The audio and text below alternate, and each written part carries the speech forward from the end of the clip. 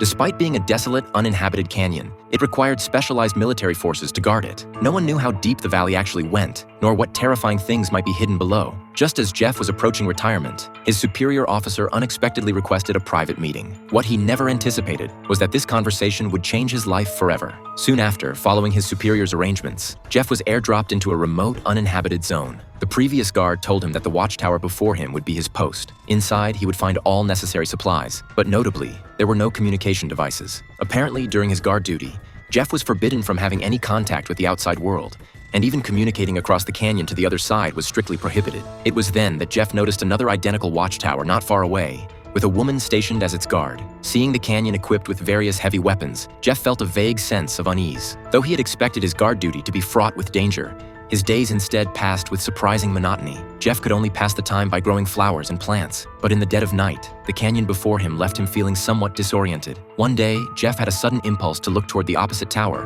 only to find the woman also looking in his direction. Although she quickly turned off her lights, from that day forward, the connection between them became somewhat delicate. Finally, the woman could no longer restrain herself and prepared to break through the canyon's barrier.